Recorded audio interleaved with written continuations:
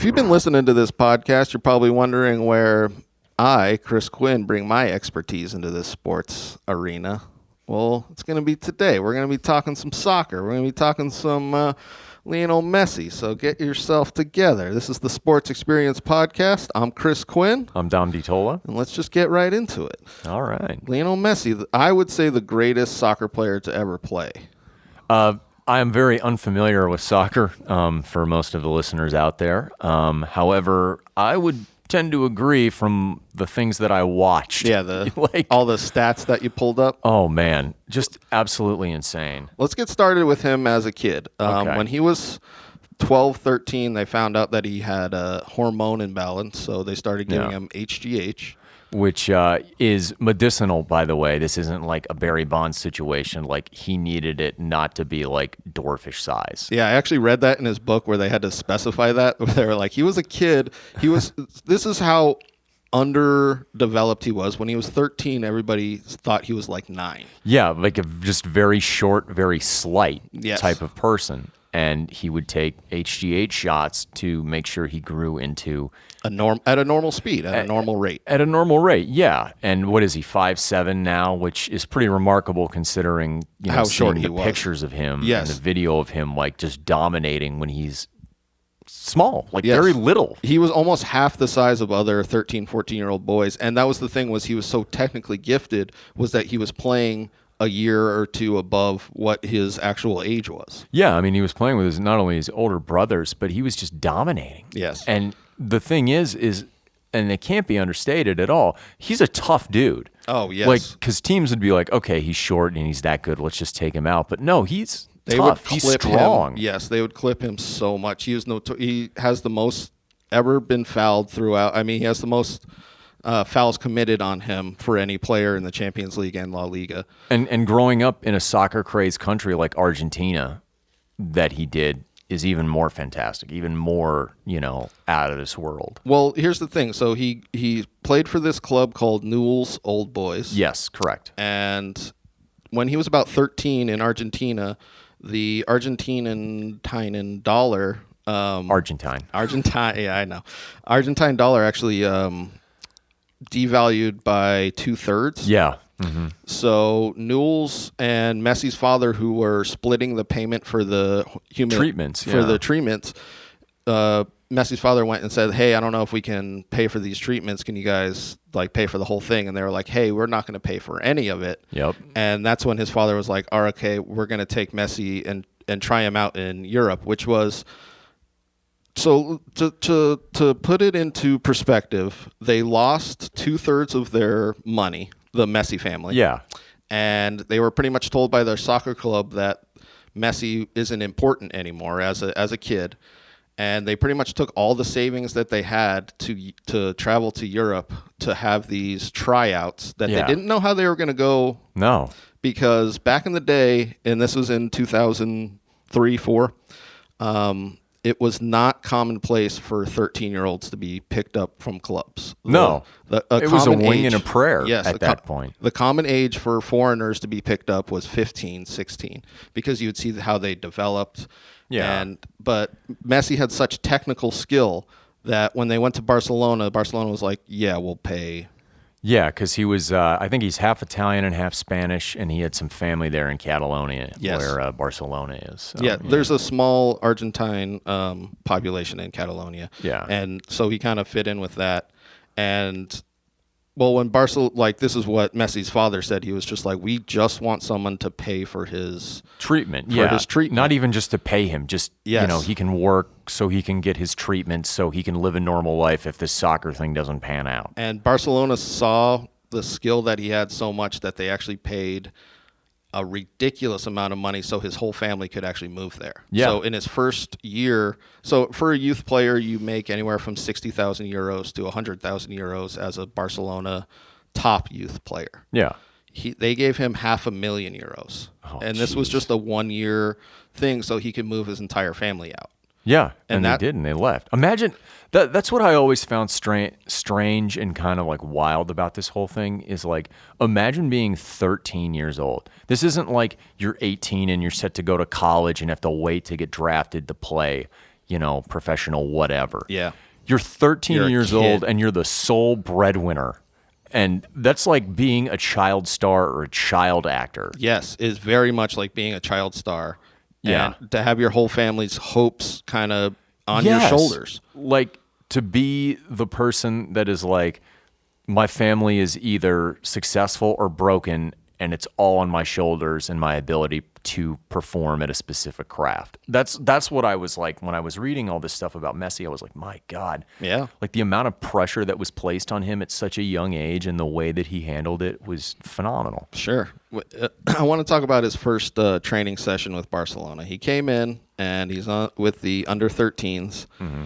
And he trains with two players that will be in Barcelona's team with him later on, Gerard Piqué and Cesc Fabregas. And Gerard Piqué, who was bigger for his age. So he was like, I think he was like 6'1" when he was like 14 or 15. Like he was like huge. Messi came in and he thought he was a ball boy. Like he didn't know that they were training with him. And then they went out and the coach was like, hey, you need to take it easy on this guy, because he literally looked like he was 9 or 10. Yeah. And Cesc and Gerard were talking to each other, and they were like, yeah, this guy, I mean, because they would try players out all the time. And they're like, this guy's not going to last. And they literally were like, he was on the ball for 5 minutes. And we were like, oh, no, this is the greatest player I've ever seen. Yeah, right. Like, people talk about the ball being glued to his foot. And that's what they said since he was 13. Oh, dude, like some of those highlights that I've watched of him, how he's able to just, the dexterity with his feet. Oh, my God. Yes. Just, A lot of players are able to do 1 move, 2 move at full speed. He can do 4 or 5 in a row and just cut and cut and cut. He's the best at full speed. And it's so controlled, too. Yes, complete that control. was what I was just astounded by the most, was just the absolute control.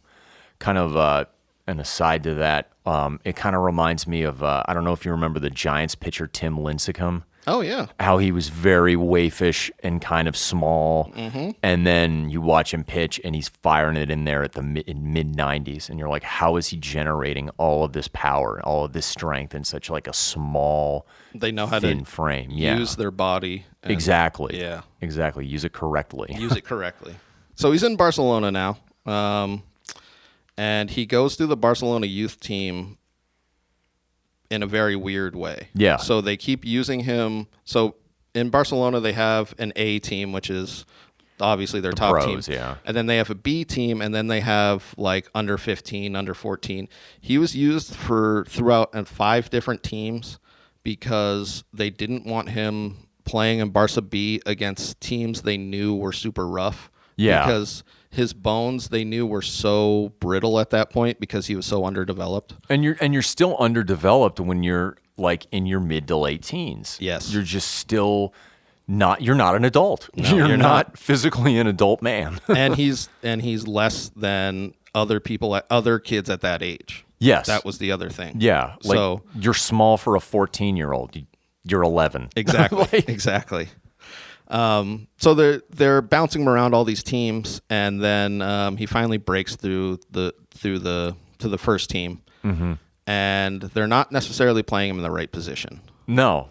So this is a thing that I thought was interesting. So Barcelona at that time had won the Champions League, and there was a player called Ronaldinho, Yes. who was thought to be the best player of the world at that time, and he was absolutely fantastic. And he played left wing, and he would cut into the right. So he would cut into the center and essentially cut your fullback out and make space in between the center back, fullback. And they tried to have Leo Messi do that because Leo Messi was left-footed, so they wanted to start him on the right wing and have him cut. Yes, exactly, because he's dominant left foot. Yes. Really didn't work out. Even though Messi's skill kind of overtook that position, it really, when Frank Rijkaard was playing him there, you could just see it wasn't right. Yeah. If that makes sense. Like he was still doing well, but you could just see strategically it didn't work. Yes. And, you're not using him to his full, you're playing him out of position. You're not utilizing him to his full potential. Exactly. Yeah. So that's when the coaching change happened and Pep Guardiola comes in. Yes. I'm going to get back into Pep Guardiola later on, and I'm going to talk some shit on him. So, okay. But he is the greatest coach of the probably ever, but definitely of the modern era. Yeah. Is Pep. So Pep brings in this new system, and puts Messi on to it's called a false 9. Okay. So the number 9 is the striker position. So they number him out, kind of like baseball. Yeah. So he's a false 9, so he's not a striker, but he's in the middle and he orchestrates everything. And that's when you really start to see his numbers of goals and assists skyrocket. Yeah, he's like Troy Polamalu for any football fans out there. Yes, exactly. That's a exactly. very good way to describe. That's kind of what, when I was reading it, because like I'm not a soccer guy, I'm a football guy, and when I was reading it, I'm like, okay, I can relate this to this. Yes, you can make those easy little connections where they were making a lot of connections of him and Michael Jordan, which I thought were correct. Later in his career, the media kind of trashes him, but we'll get into that here in a minute.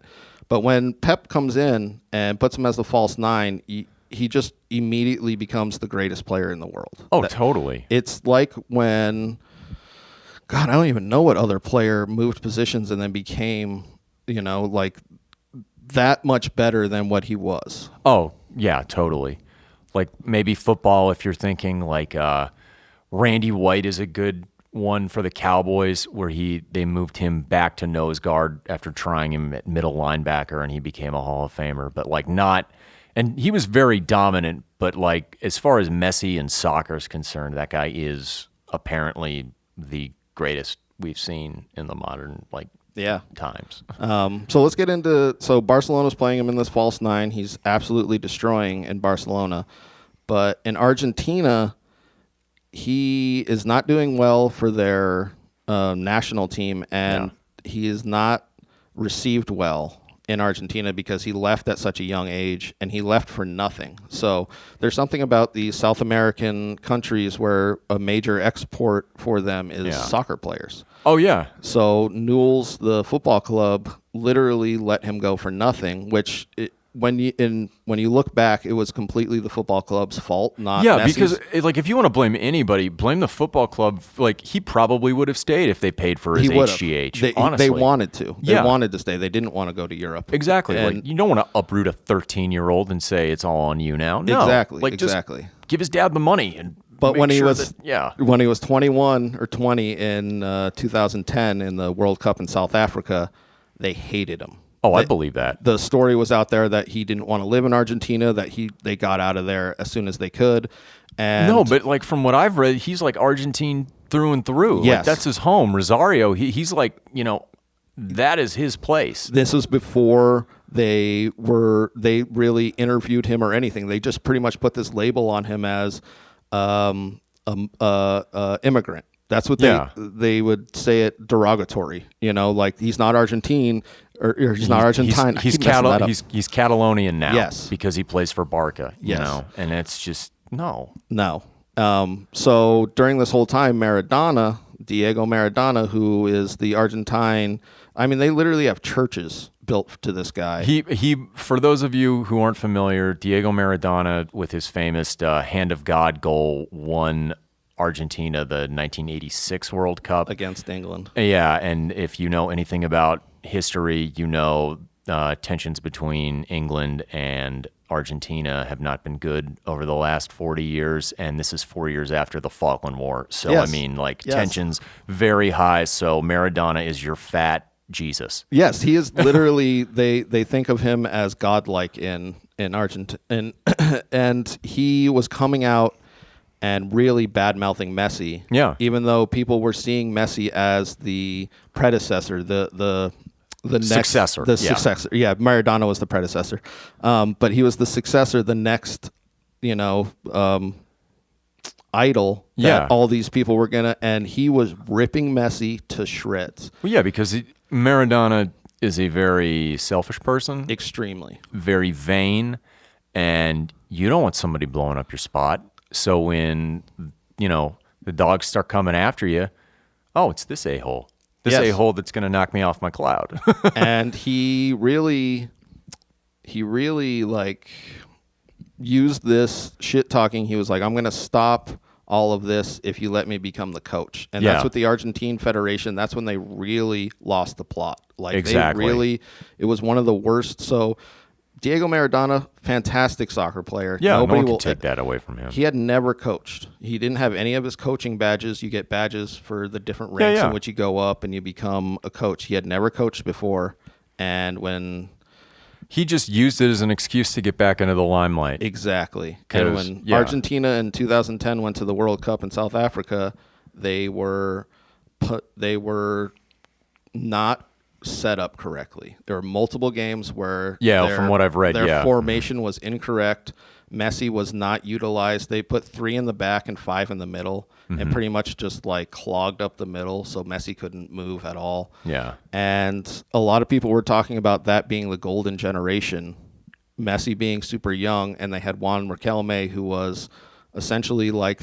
Yeah, because they had that Newell team. They called them like the boys of '87, the year that they were born. And, it's 2010. You're all in your early to mid-20s, and you're all primed for like a run at that, the World Cup. Yeah, I mean, that's the ultimate goal. They had exactly what you need, which was this great group of young players and 3 or 4 veterans who really could have brought them together. And when Maradona came in, he hated Juan Riquelme, and he really pushed him out of the squad, even though he was their best midfielder, depending on where you want to put Messi or whatever you want to say with that.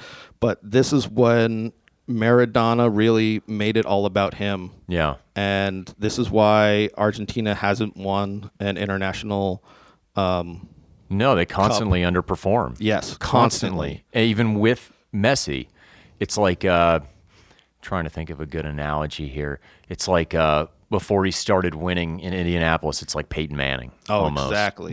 Exactly. You have the best player, and you just can't seem to figure out everything around him. Best player, but a great team also around him. A great team. It's not just and it's not any fault of him. No, it's just, not. For whatever reason, something falls apart. Yes. Something just falls apart.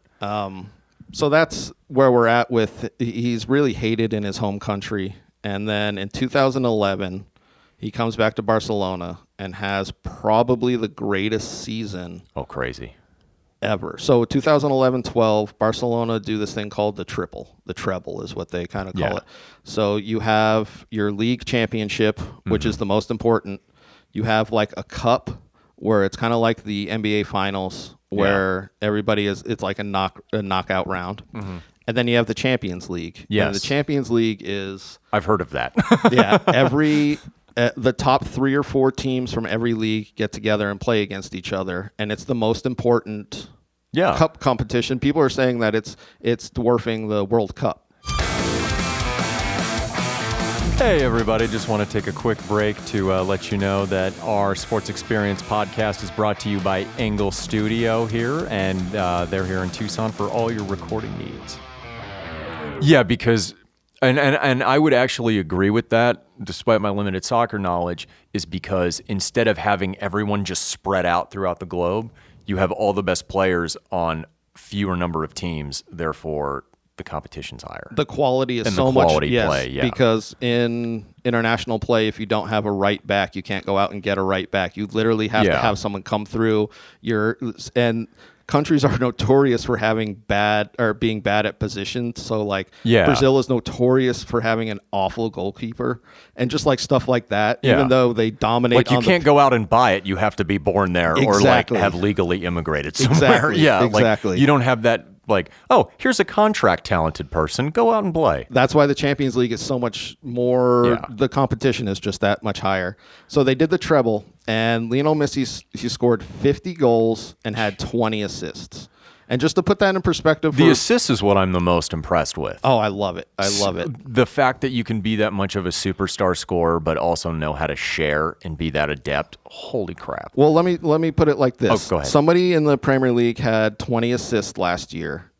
It was one of the first times that ever happened, and people were like flipping out. He had like 3 goals. So all he was a supplier. Yeah, it's like hockey with a defenseman, basically. Exactly. Yeah. So like he has these 20 assists, but he also has 50 goals, which is if you're a striker on a great team and you get 20 goals, people are like, man, that guy he's like, we'll celebrate him for years to come. Yeah. Messi did 250% of that. And he was like a hat trick machine from what I had been researching too. Yes. Hat trick is 3 goals in a game. Also works for hockey if you're not familiar. In that season, he scored a goal every 60 minutes. A game is 90 minutes long. Yes. Yeah, the soccer games I've watched, most of them end 0-0. So holy crap. That's what I'm saying.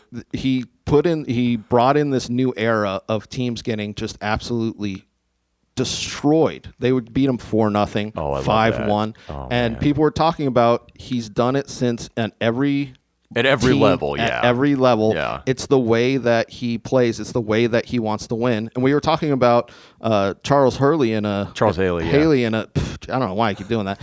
In an earlier episode, his reaction after he loses. Yeah. And I was thinking it was very much like Messi, except for it's not an explosion of like violence or whatever. Like he lost in this Champions League final, and he literally just went into the room and just started crying and like yelling weird.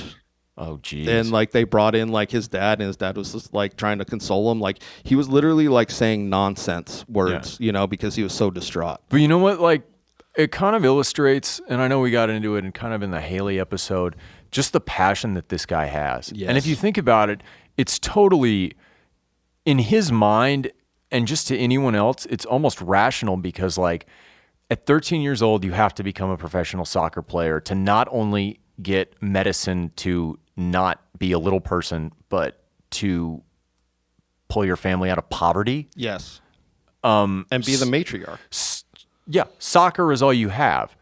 So if you fail at soccer, that's going to affect you adversely, to such an extent that someone who doesn't play it or someone who doesn't know what it's like to be in that situation, they don't know what it's like. They have no perspective on it. He has no other. They asked him one time, they were like, if you weren't a soccer player, what would you be? And he says, I have no idea. I've opened 2 books in my entire life, which is the Bible and Maradona's biography. And that's literally what he said, because his entire life has revolved around being a professional footballer. And that's what you see with like athletes, I've kind of noticed, who are at that like upper echelon highest level, is that you see that just like nothing else exists except the sport that I'm playing. They're almost on the spectrum. They are. It's very Spurgy in a way, like yes. that Michael Jordan documentary. It's just like, I just played basketball. Yeah, their focus is it's unmatched, and it can't be disrupted. Like, it's such a ridiculous, and that's what they were saying about Messi was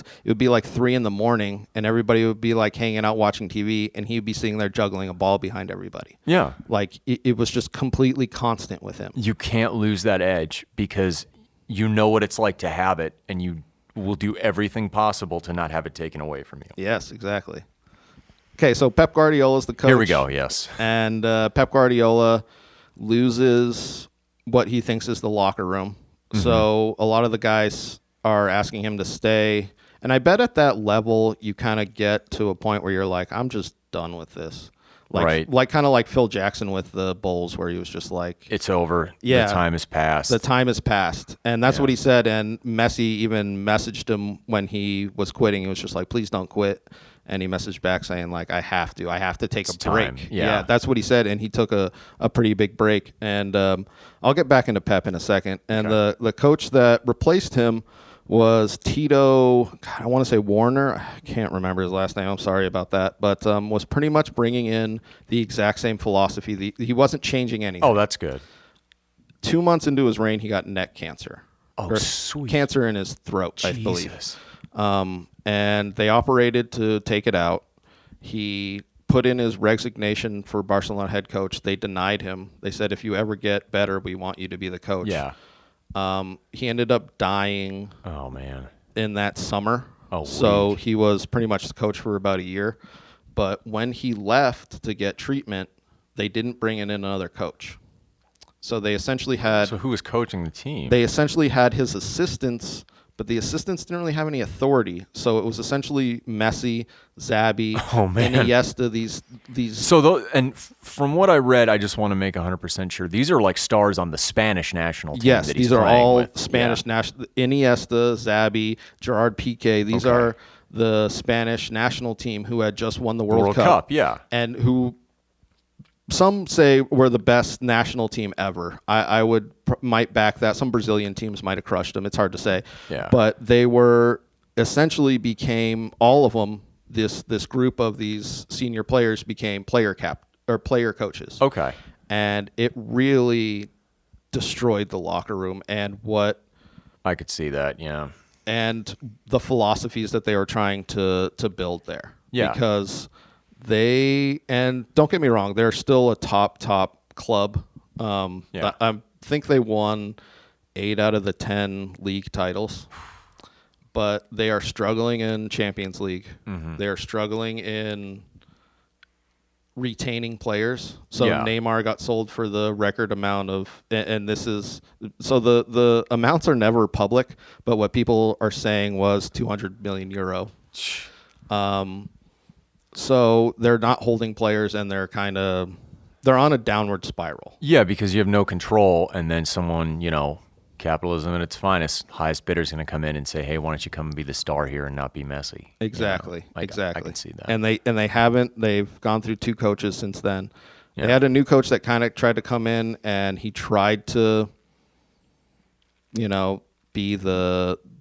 tell people what place they had in the squad, and he didn't work out. Oh, no. And literally yesterday, as we're recording this, they lost to Bayern Munich 8-2 in the Champions League, and no team has ever conceded 8 goals in a Champions League. It was like Barcelona in 2011 crushing teams. Yeah. It was getting steamrolled. Just getting steamrolled. And Messi came out, he never comes out and talks to the media. He came out and said, "Hey, Barcelona needs to be fixed from top to bottom. Oh, man. Or I'm leaving in 2021. And people are like, "Whoa, wait, what?" So is he going to another Spanish league or European league team, or I assume that's what's going to happen if he left, right? Yes. So when players leave, they get sold. It's not like it's not a trade. It's they buy out their contract. Okay. And so a team would come in like Inter Milan or Juventus, or an English club like Manchester United or Chelsea. I've heard of the Italian teams before. Yeah, that's why I brought them up. Okay, all right, good. Yeah, and also kudos to Messi, and thank you for picking him, because as a descendant of South American Italians, my paisan. Yeah, that's your boy right there. There was a point where he almost went to Inter Milan. This was the only time in which he ever was going to go to Barcelona. I'll bring up this story real quick. There was a passport dispute. They said They said that he hadn't been playing for them for 5 years, even though he had, because he'd been playing for so many different teams. They couldn't clock him. Oh, no. So they couldn't give him a work permit. Yeah. So Inter Milan literally came in, and this was back before these gigantic deals were going down. Inter Milan literally came in and were like, "We'll pay 150 million euros for this kid." And Barcelona almost took it because they were unsure. They knew he was going to be a star. They were unsure that he was going to be Lionel Messi. Yeah, exactly. So you just play it safe. So they actually denied it, which was kind of crazy for the time. Yeah. But anyways, we'll get back into. So Barcelona's kind of on their way out, not on their way out, but they're definitely on a downward spiral. So funny story about because when I read Barcelona, I'm not familiar too much with soccer, but I went to grad school for history, and what I ended up finding out because one of my focuses is fascism in 1920s, 1930s Europe.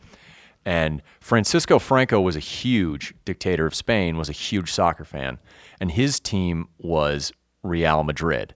Loved watching them play. They were considered kind of Franco's team. That was who he supported, which means he hated Barcelona. Yep. And one of the big reasons he hated Barcelona is because it's in the Catalonia region, which is very leftist as far as politics, and people that just a region that was not friendly to him even after the revolutionary takeover. So that people say feeds into the rivalry. There's 2 parts of Spain. It's Spain and Catalonia. That's what people say. Yeah, technically there's 3 if you count the Basque Country, but yeah, you're absolutely right. Yeah.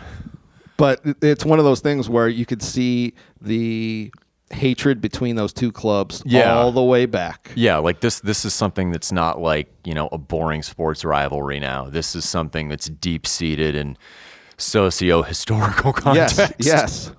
Exactly. Yeah. So I'm going to get into Pep Guardiola and the current state of soccer. So what Messi did outside of being the greatest player ever, he kind of put it into clubs' mindset that they could go out and buy 13-year-old kids and develop them. Oh, no. That's the worst thing you can do. And there was not laws, there were not regulations, because this is country to country. So this is France, Italy, Yeah. England, Germany, and they're looking to these poorer countries, a lot of African nations, a lot of South American nations. And what has been happening in the 2010s to 2020s is they get these kids to come out, 13, 14, Yeah. 15. They give them plane tickets or whatever to London and Paris, and they give them 10 to 14-day tryouts, and if they don't make it, they give them a plane ticket home. Well, these kids will end up just selling the plane ticket and becoming homeless in these countries. Yeah, So because they it's better than whatever life Exactly. they're living. It almost reminds me, like, not necessarily ending up homeless, but like with the explosion of that particular trend, it was kind of like in the mid-'90s in basketball when you saw guys like Kevin Garnett and Kobe Bryant and Jermaine O'Neal jumping from high school, guys that were ready to play in the NBA. Yes. But they represented such a small percentage of that wave that came after. Like, I really don't think you had any dominant high school players from Jermaine O'Neal, Kobe Bryant until LeBron. Yes. It was just failure for whatever reason after failure for whatever reason. They weren't developed enough. No, they and weren't. They came out too early. Exactly. Yeah. Like a year or two of college would have probably served them better. But, you know, you see that trend and teams are like, I'm going to go get the next Kevin Garnett. I'm going to go get the next Kobe Bryant. It's like, I'm going to get the next Messi. Yeah.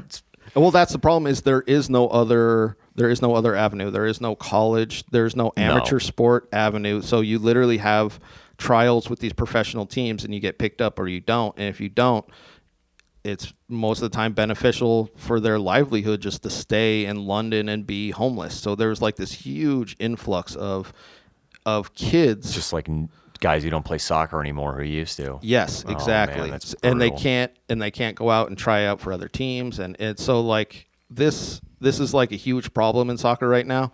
And Pep Guardiola, he's the coach of Manchester City now. Mm-hmm. And Manchester City is owned by, I believe, one of the princes of the United Arab Emirates. Oh, okay, like Dubai, that type of thing. So they have unlimited money. Oh, man. They're literally funded by the state. Well, funded by oil, but yeah. Yes. So they have unlimited money, and Manchester City was going out and doing like shady stuff with like kids who are not like Sandusky shady. But okay. I saw it in your face. I was like, because I don't know this, so I'm like, what is going shady, down? They were like going into families and being like, hey, we'll give you a deal. And then the kids would come out and they wouldn't give them a deal. And like all kinds of like crazy stuff with like kids were like committed to other teams and they were like buying them out. Stuff like locked down too. Yeah. Man. So they get busted for this.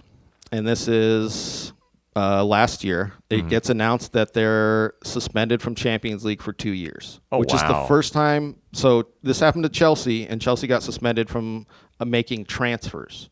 Okay. So it's kind of weird. They're trying stuff out. They're trying to see what works to make teams stop doing this. Yeah.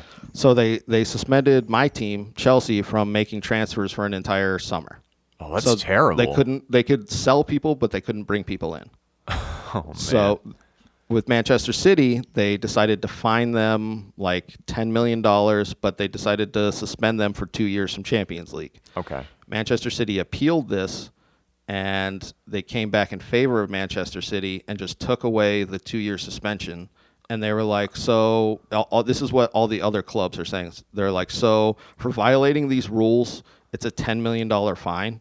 And they were like, yeah, isn't that good? And they were like, we have $10 million. We'll just write that check right now for our revenue. Literally, the owner came out and said, do you want that in cash? Yeah, like, right. That's what the state of it is. They're not punishing the teams for breaking these ridiculously egregious rules with kids. That's what I mean. It's not like you're just like bringing like adult players in as like a free agent or what have you, and them failing and being like, oh, we write the check.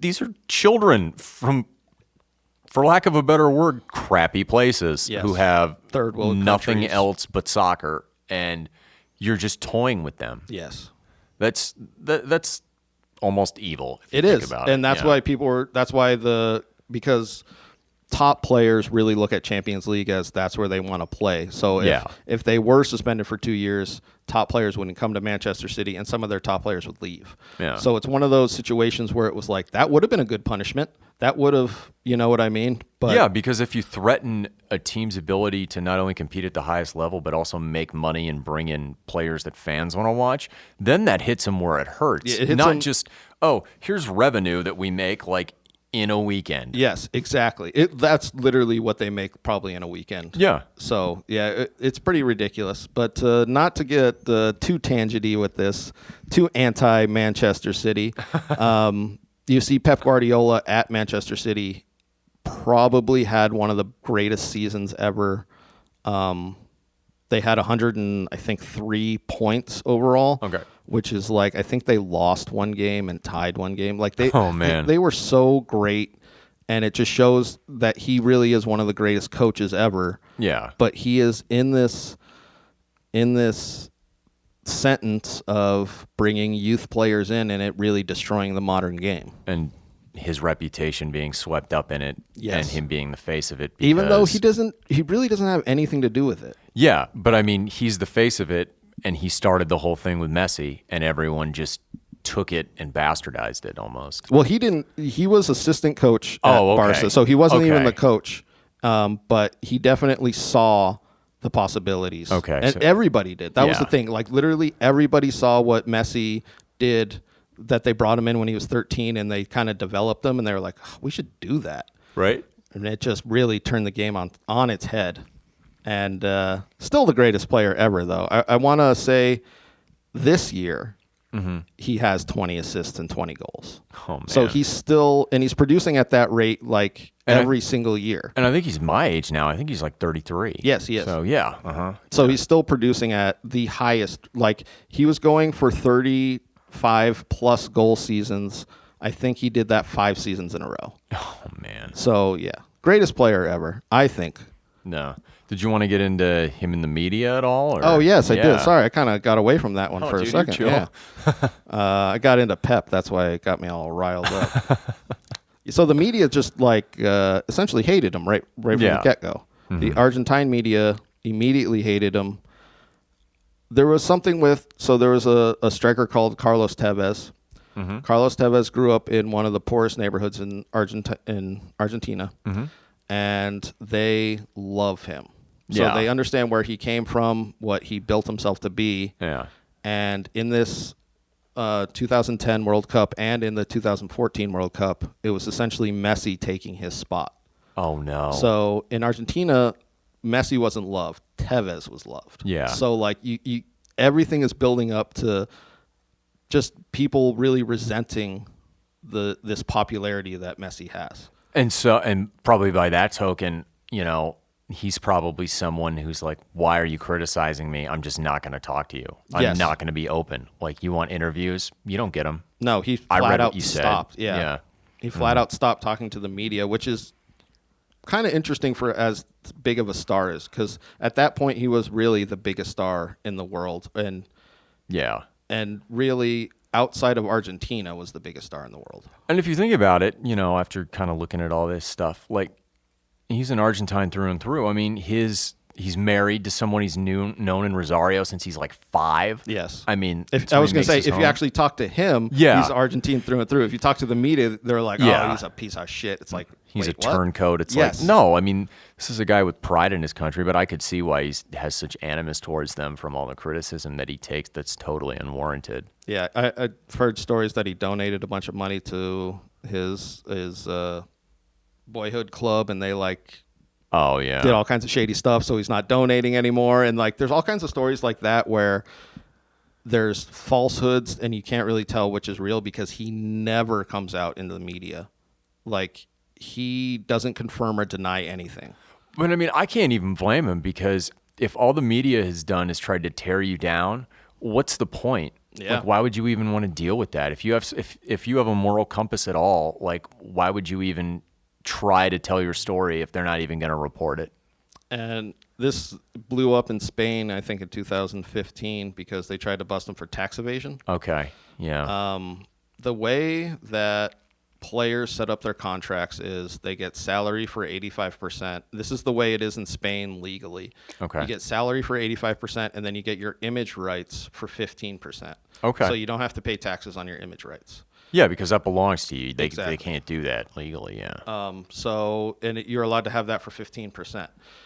Spain came out and said that even though that was the law, we still think it's illegal because now we're making it 12% or whatever they made it. They made it less than what it was. Yeah. And then they tried to say that everybody that had been doing that owed back taxes on that nonsense. Oh, come on. All of these professional footballers were held for tax evasion, and they pretty much were like, what the hell are you guys talking about? And a lot of them paid it off. A lot of the Spanish players paid it off. Because they don't want to deal with it. Exactly. They just Messi want it to go away. Told them to stick it. Awesome. Messi has all of the legal court filings that they had that the financial advisor was like, no, this is perfectly fine for now. I mean, yes. Going forward, yeah, okay, it's 12%, but Exactly. I am not paying back taxes on stuff that was already set in stone. Screw that nonsense. That's when the Barcelona media started to be like this. Oh God. Which is crazy because he was their idol, but it's one of these things that you see in the media today where you cannot get high, you can't get popular, you can't get this idol status without somebody trying to tear you down. Yeah, you're a target. The second you're noticeable, you're a target, and somebody's going to start digging on you. Yep. And that's pathetic in my opinion. Oh, That's it's the just worst. Horrible. It's the worst. And it gets into their psyche. This is This is what happened to Ronaldinho, who was the star of Barcelona. He had a really, really bad 2006 World Cup. Or no? Yes, it was a 2006 World Cup. And the media trashed him. And people say he never recovered his form from that.